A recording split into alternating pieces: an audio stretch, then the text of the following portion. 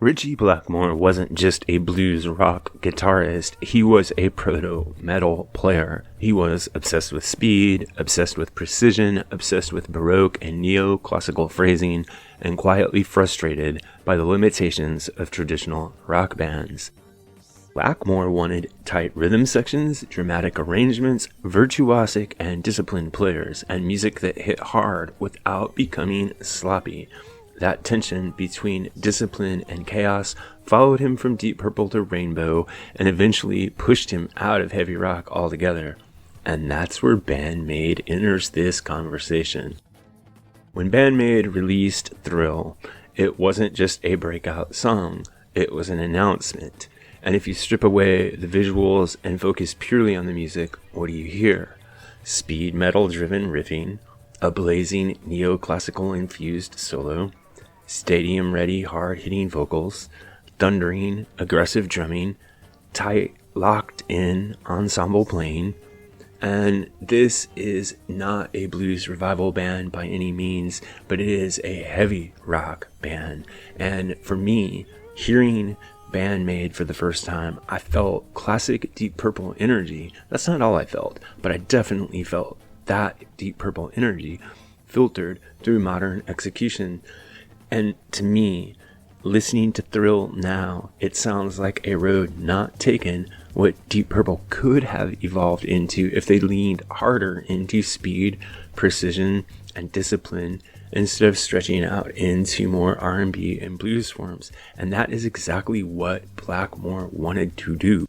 Now I want to talk about another song, which is called Onset. And if you've ever heard this song, particularly the live version, you're going to understand why I'm bringing this up in connection with Ritchie Blackmore and whether or not he could play for Band-Maid. Right here is the heart of my argument, because Onset showcases instrumental dominance, extreme rhythmic tightness, classical style melodic development, and zero wasted motion. But most importantly, within this track, you get the sense of musicians who really listen hard to each other. And this is what I think Blackmore really wanted to do in his prime with Purple or Rainbow, but could never fully stabilize long term. Not because the musicians that he had around him weren't talented, but because they weren't aligned. And by aligned, I mean they didn't stay together long enough to get to where Band-Maid is now. Band-Maid plays like a metal band with classical discipline, rock aggression, and orchestral awareness, but most of all, they play like a band that's locked into each other. They're aware of what each other is doing.